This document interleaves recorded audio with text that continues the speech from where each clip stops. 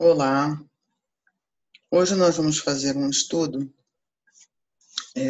que eu julguei bem interessante, bem importante, né? Pelo momento em que nós estamos passando, não só o momento geral, né, de transição planetária, como especificamente esse ano que foi e está sendo ainda um ano bastante atípico para todos nós, né? Como o mês é de outubro e em geral a gente faz homenagens a Allan Kardec, eu resolvi juntar vários assuntos, ou melhor, um assunto com vários enfoques, né? Com enfoque no Evangelho e enfoque no nosso querido Allan Kardec. Então, hoje nós vamos conversar sobre bom ânimo. Como sempre, né, eu gosto de fazer umas definições antes da gente começar propriamente o assunto. Então, a palavra ânimo, ela vem de animus, do latim, que significa força, vida, alma. Quando a gente fala dar alma a alguma coisa, né? Você colocar vida, você colocar coragem, força moral. Então, bom ânimo é isso. Tá? Bom, eu convido todos agora a fazer uma viagem no tempo e nós vamos sentar à mesa do nosso mestre e ouvir algumas palavras que ele tem para nos dizer. Ainda por um pouco estou convosco. Um novo mandamento vos dou: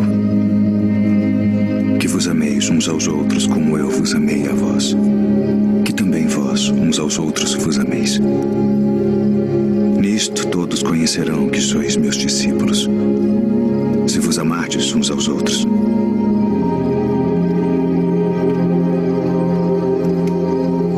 Deixo-vos a paz.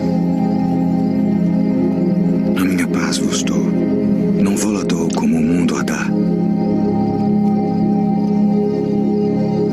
Não se turbe o vosso coração, nem se atemorize. Saí do Pai e vim ao mundo. Outra vez deixo o mundo e vou para o Pai. Eis que chega a hora. E agora que vós sereis dispersos, cada um para a sua parte, e me deixareis só. Mas não estou só, porque o Pai está comigo.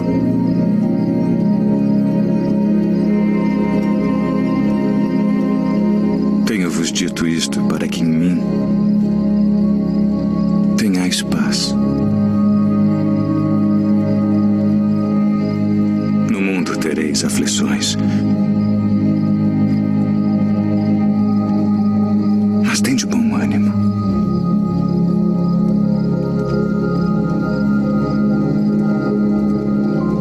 Eu venci o mundo.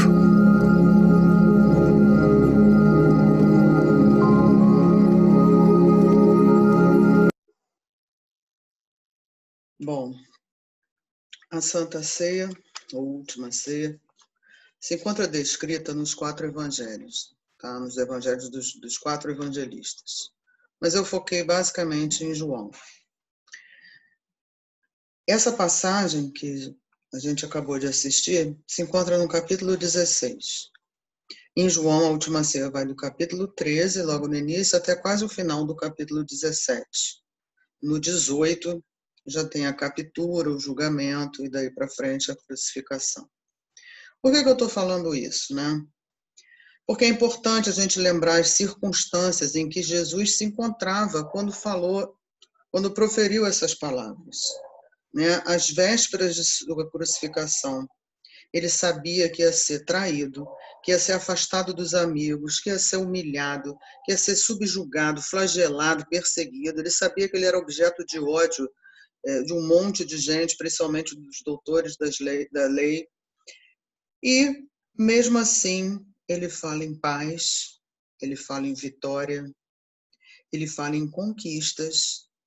E nós vamos ver também que no capítulo 14, ele ainda promete o Consolador. E eu rogarei ao Pai, e ele vos dará outro Consolador, a fim de que esteja sempre convosco. O Espírito da verdade, que o mundo não pode receber, porque não o vê nem o conhece. Vos ensinará todas as coisas e vos fará lembrar de tudo o que vos tenho dito. E aí, passados alguns séculos, no dia 3 de outubro de 1804, vai reencarnar Hippolyte Léon Denisard Rivail em Lyon, que vai se tornar um educador e que, então, a partir de 1855, ele começa o trabalho dele de observações dos fenômenos espíritas, das relações do mundo visível com o invisível, sua força, seu valor, o que resultou nas seguintes obras que todos nós conhecemos. O Livro dos Espíritos, depois o Livro dos Médiuns, o Evangelho segundo o Espiritismo, o Céu e o Inferno, a Gênese e a Revista Espírita, cada um tratando de um assunto específico. No livro Obras Póstumas, que foi escrito, como o próprio nome diz, né, após o seu desencarne, a gente acha lá a mensagem do Espírito da Verdade para Allan Kardec. Né? A missão dos reformadores está cheia de escolhas e de perigos. A tua é rude, disso te previno, porque é o mundo inteiro que se trata de agitar e de transformar. Então, vejam bem, nós temos Jesus na Santa Ceia, nos últimos momentos antes de ser crucificado, falando em paz, em ânimo, em amor, em vitória, ou seja, preparando todos os seus discípulos para o que viria. Temos Kardec reencarnando alguns séculos, bastante séculos, né, depois, com a missão de receber a mensagem do mundo invisível e, através dele, trazer a consolação prometida por Jesus naquele momento da Santa Ceia. Kardec, então, cumpre com maestria a sua missão. Ele codifica a terceira revelação divina, trazida diretamente pelos Espíritos. Doutrina essa que vem demonstrar que somos seres imortais, espíritos milenares em evolução, uma condição de espíritos puros através de nosso próprio esforço. Ele vem explicar para todos nós por que nós existimos, por que estamos nesse mundo e qual será o nosso futuro. E aí eu me lembrei, bastante providencial, para que a gente faça esse link e vocês entendam por que isso também é uma homenagem a Kardec, que no Evangelho de João, João cita que Jesus fala: eu sou a porta, se alguém entrar por mim, será salvo. Entrará e sairá, encontrará a pastagem.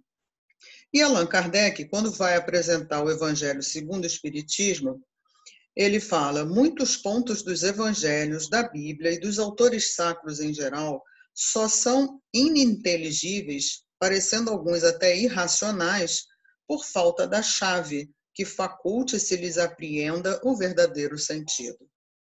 Por conta dessas duas passagens, numa significativa mensagem, o Espírito Emmanuel então conclui, né, que Jesus é a porta e Kardec a chave. Então, nós temos ambos, cada um com a sua missão. Obviamente que a gente não está equiparando Kardec a Jesus, mas ele cumpriu a sua missão diante de circunstâncias que não foram fáceis, né? Nós conhecemos a biografia de Kardec, e mesmo aquele que não conhece pode supor que no século XIX, depois de termos saído da negra Idade Média, né? E vem o iluminismo, enfim, no auge da razão, vem Kardec com essas mensagens do mundo espiritual, obviamente que encontrou um monte de resistência, um monte de obstáculo. Jesus nem se fala, porque a gente está cansado de conhecer a história dele, né? E esses dois falam o tempo todo em compreensão, em amor, em paz, em vitória. E mais do que tudo, né, que é o tema do nosso estudo, demonstram um bom ânimo.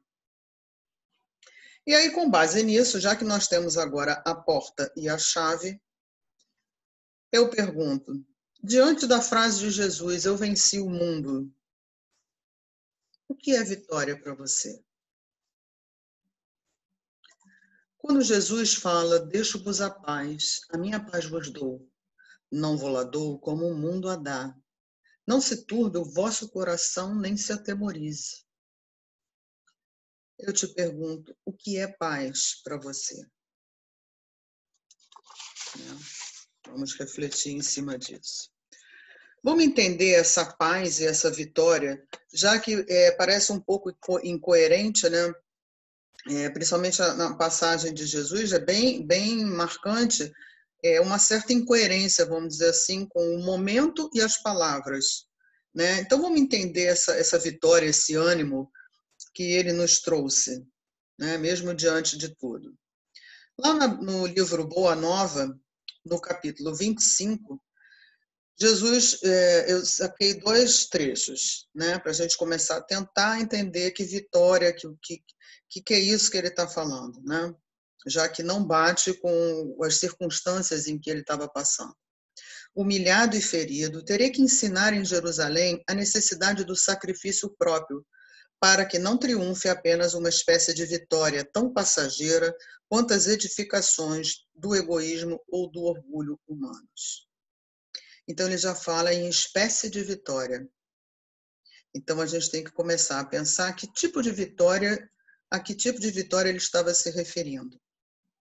E após explicar a transitoriedade das vitórias humanas, Jesus vem e fala: vinde, meu Pai, para ensinar como triunfam os que tombam no mundo, cumprindo um sagrado dever de amor como mensageiros de um mundo melhor, onde reinam o bem e a verdade. E aí, mais uma vez, parece incoerência, né? Ensinar como triunfam os que tombam no mundo. Como assim? Triunfa e tomba? E cumpre o dever sagrado de amor? Então, a gente conclui que a vitória é do amor. Então, afinal, de que mundo Jesus estava falando? Que mundo é esse em que a gente vê um monte de obstáculos, um monte de crueldades e de injustiças, e, ao mesmo tempo, ele diz que a gente tem que ter bom ânimo, que a gente tem que amar. Fica uma coisa meio, né? A gente custa entender certas passagens. Como disse Kardec, se não tivesse essa chave que ele nos trouxe, né? Dos nossos amigos no plano espiritual, ficaria muito complicado a gente entender isso, né? Vamos entender esse mundo de Jesus. Quando ele diz, tem 2 pistas aqui. Quando ele fala, meu reino não é deste mundo. Está lá em João 18, veja bem. É o mesmo momento que a gente está conversando sobre, tá? Ora, meu reino não é deste mundo. E aí, se a gente for pensar nesse mundo para onde ele está olhando, há de se interrogar o que ele veio fazer aqui, então, né? Ele teve que se diminuir tanto, levaram milênios até que ele conseguisse se diminuir ao ponto de conseguir encarnar. Quer dizer, não foi uma coisa tranquila, né? Fácil. E aí ele vem e diz, meu reino não é deste mundo. Outra passagem que foi anterior a essa que a gente citou, também nos dá uma pista, não, nos fala a respeito desse mundo, né? Sendo Jesus interrogado pelos fariseus sobre quando viria o reino de Deus, respondeu-lhes, o reino de Deus não vem com aparência exterior.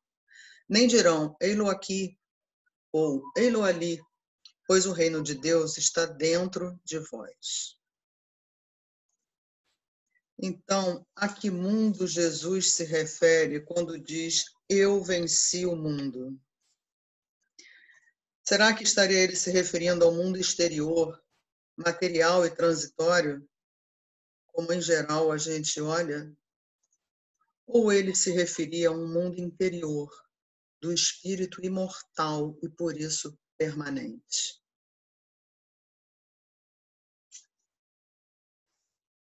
E aí, em abril de 1864, Kardec lança o Evangelho segundo o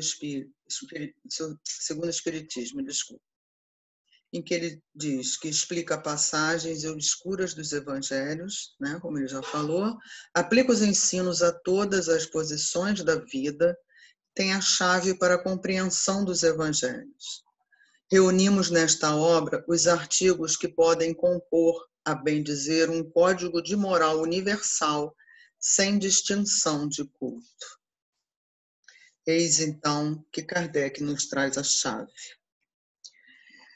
E aí, por conta disso, eu fui buscar no Evangelho segundo o Espiritismo um comentário que Kardec faz, que é primordial para a gente entender essas palavras de Jesus, as palavras de ânimo, de amor, de vitória, de paz. Tá? Está no capítulo 2 do Evangelho segundo o Espiritismo, cujo título é Meu Reino Não É Deste Mundo. E aí eu peço permissão a vocês para ler esse item 5, principalmente, que se chama O Ponto de Vista. Eu não vou ler ele todo, né, porque senão não daria tempo, ficaria enfadonho, enfim.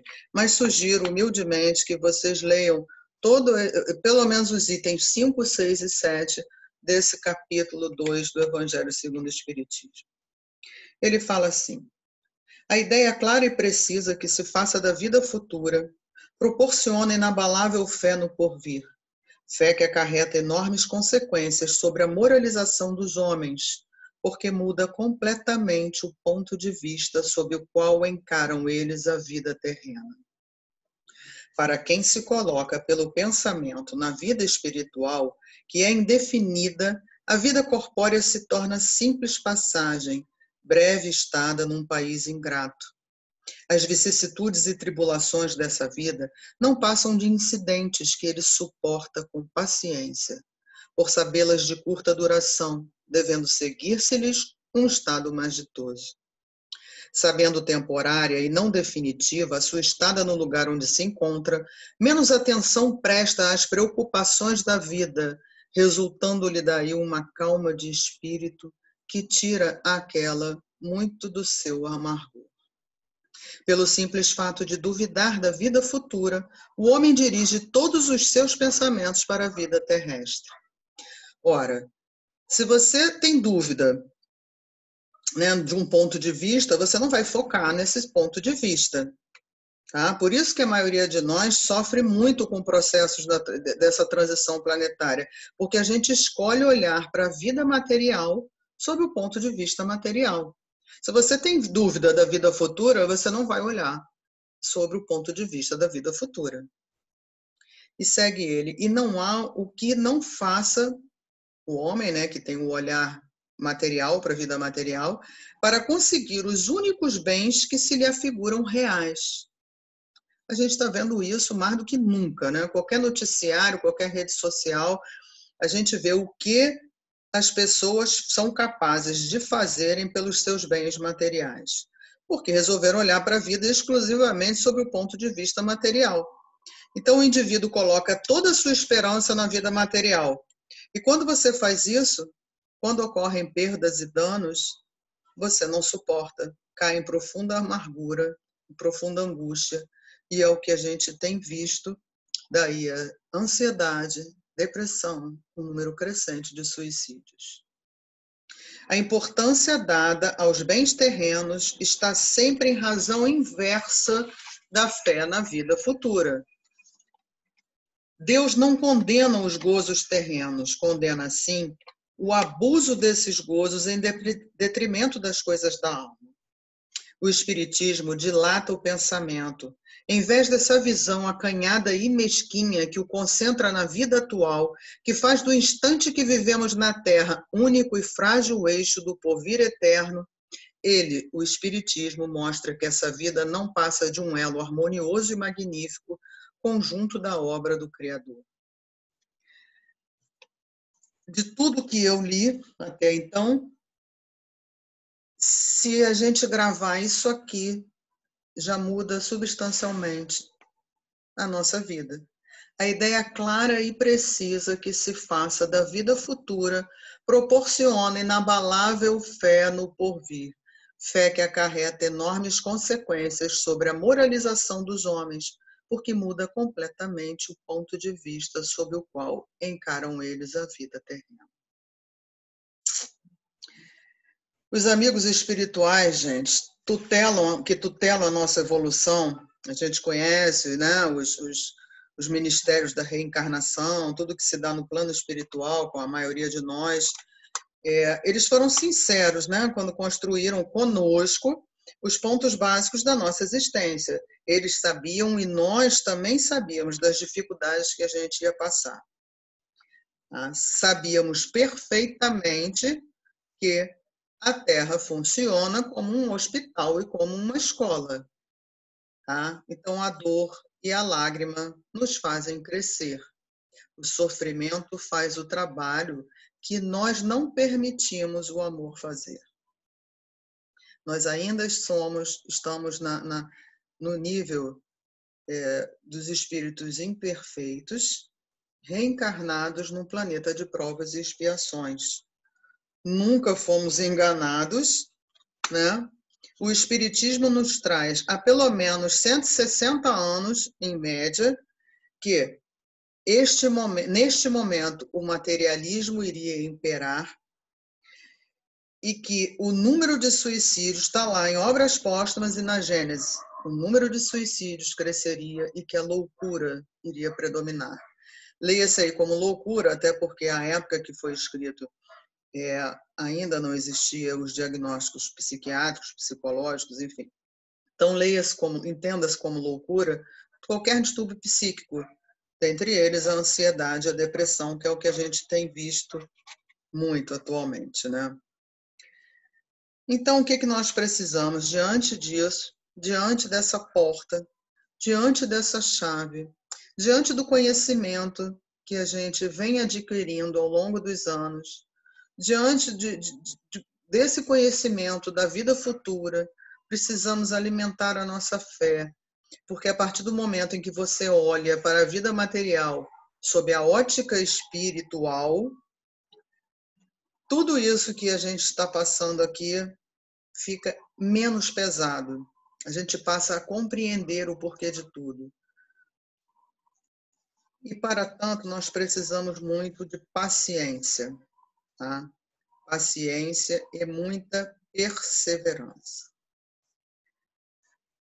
Olha o que está escrito em Mateus, capítulo 24, entre os versículos 9 e 13. Imagina ler isso sem a chave. Vamos ler sem a chave e depois vai dar aquela aliviada quando a gente lembrar da chave. Então sereis entregues à tortura e vos matarão, e sereis odiados de todas as nações por causa do meu nome. Nesse tempo, muitos hão de se escandalizar e trair-se uns aos outros, e mutuamente se odiarão. Igualmente, hão de surgir muitos falsos profetas, e enganarão a muitos. E por se multiplicar a iniquidade, o amor de muitos esfriará. Mas quem perseverar até o fim, esse será salvo. Qualquer semelhança com o que a gente está passando não é mera coincidência.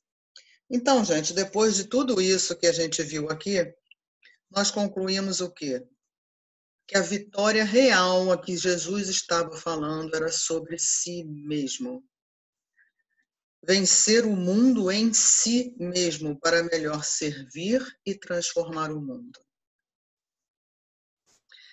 Lembra que o grande mote do Espiritismo é o autoconhecimento. Por que é o autoconhecimento? Porque para você vencer o mundo em si mesmo, você tem que se conectar consigo mesmo. Para você se conectar consigo mesmo, você tem que se conhecer. E por que você tem que se conectar consigo mesmo? Para você poder se conectar com o próximo, para só então você conseguir se conectar com Deus, que é a sua essência. Afinal de contas, isso tudo serve para quê? Nós estamos aqui para quê? O nosso grande objetivo maior é o quê? É a felicidade. E lá no Livro dos Espíritos, na questão 967, está escrito que a felicidade dos bons espíritos consiste em não experimentar as necessidades, os sofrimentos e as angústias da matéria. Com base nisso, eu trouxe alguns questionamentos para a gente fazer uma reflexãozinha antes de terminar. Então, vamos lá. A verdadeira vitória, ela é oculta, se processa no íntimo de cada um. É um vencer diferente que muitas vezes, aos olhos do mundo, será perder. Ela independe das circunstâncias externas. É isso que o Evangelho vem nos dizer. É isso que a gente vê naquele momento da Santa Ceia, tanto que os discípulos, né, futuros apóstolos, eles estão tristes, alguns inconformados.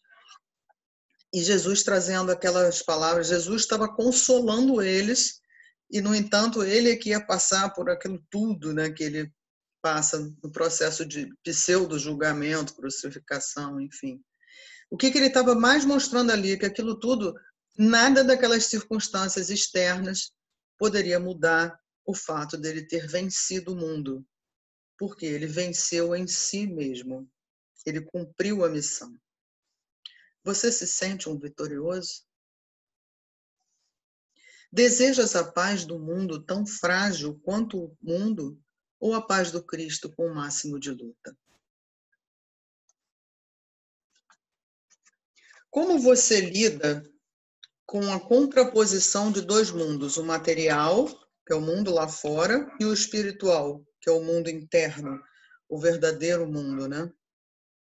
Você é governado pelas circunstâncias ou você governa?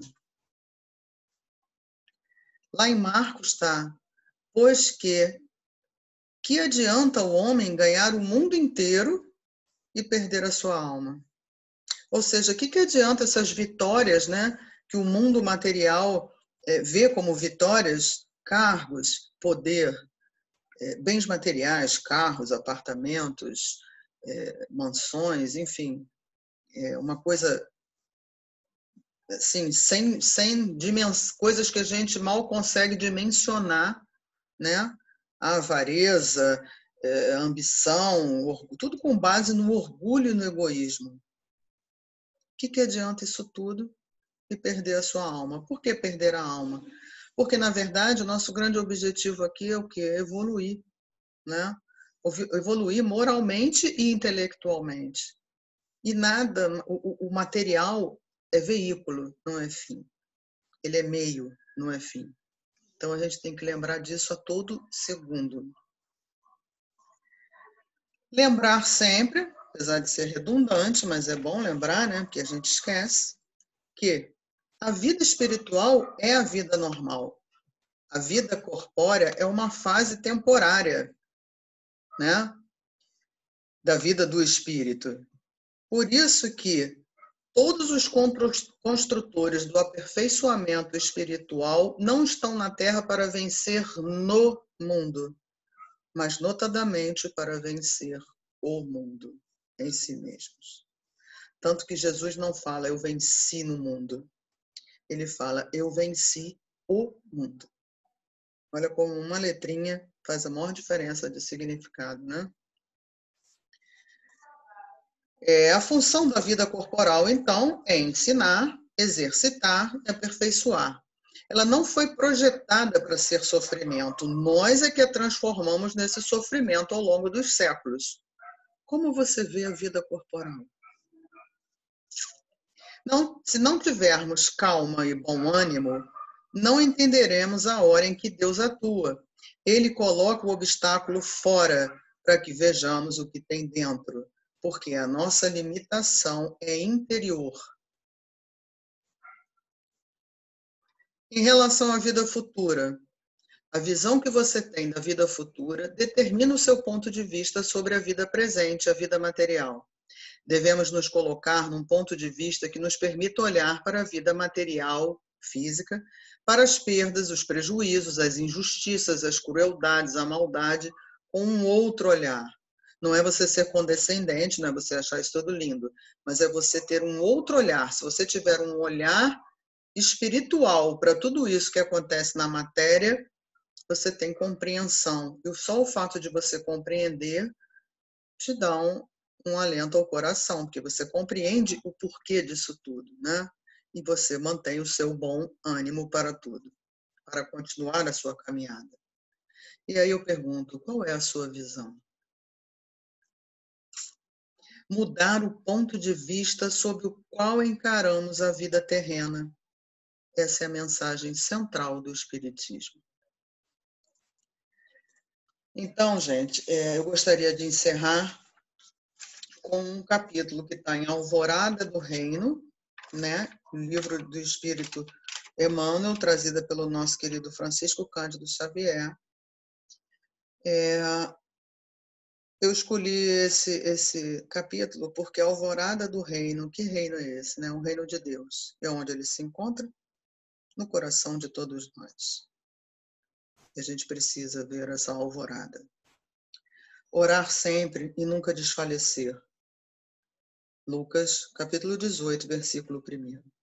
Não permitas que o serviço do próprio corpo te inabilite para a solução dos problemas externos, inclusive os da tua própria iluminação espiritual. Enquanto te encontras no plano de exercício, qual a crosta da terra, sempre serás defrontado pela dificuldade e pela dor. A lição dada é caminho para novas lições. Atrás do enigma resolvido, outros enigmas aparecem. Outra não pode ser a função da escola, senão ensinar, exercitar e aperfeiçoar. Enche-te, pois, de calma e bom ânimo em todas as situações. Foste colocado entre obstáculos 1000 de natureza estranha, para que, vencendo inibições fora de ti, aprendas a superar as próprias limitações. Enquanto a comunidade terrestre não se adaptar à nova luz, respirarás cercado de lágrimas inquietantes, de gestos impensados e de sentimentos escuros. Dispõe-te a desculpar e auxiliar sempre, a fim de que não percas a gloriosa oportunidade de crescimento espiritual. Lembra-te de todas as aflições que rodearam o espírito cristão no mundo desde a vinda do Senhor. Onde está o sinédrio que condenou o amigo celeste à morte? Onde os romanos vaidosos e dominadores? Onde os verdugos da boa nova nascente? Onde os guerreiros que desabotoaram em torno do evangelho rios escuros de sangue e suor? Onde os príncipes astutos que combateram e negociaram em nome do renovador crucificado? Onde as trevas da Idade Média? Onde os políticos e inquisidores de todos os matizes que feriram em nome do excelso benfeitor? Arrojados pelo tempo aos despenhadeiros de cinza, fortaleceram e consolidaram o pedestal de luz em que a figura do Cristo resplandece cada vez mais gloriosa no governo dos séculos. Centraliza-te no esforço de auxiliar no bem comum, seguindo com a tua cruz ao encontro da ressurreição divina. Nas surpresas constrangedoras da marcha, recorda que, antes de tudo, importa orar sempre, trabalhando, servindo, aprendendo, amando e nunca desfalecer. Ao longo de teus passos aparece no mundo a sementeira do bem, que te pede renúncia e boa vontade, sacrifício e compreensão. O mensageiro do Cristo é o braço do Evangelho. Então, gente, não é possível ver o nascer do sol sem passar pela madrugada. E a madrugada normalmente é escura, fria e solitária. Mas o nascer do sol é lindíssimo, vale a pena. Então, que a gente não esqueça o pedido de Jesus: tendes bom ânimo. E que a gente não se esqueça de usar a nossa chave, a chave que Kardec se dispôs a ser o veículo para trazê-la para nós. O Espiritismo traz a chave que lhes facilitará a inteligência. Nascer, morrer, renascer ainda e progredir sempre. Tal é a lei. Por isso, nesse mês de outubro, que seria o mês de nascimento de Allan Kardec, nós dizemos: gratidão, Kardec.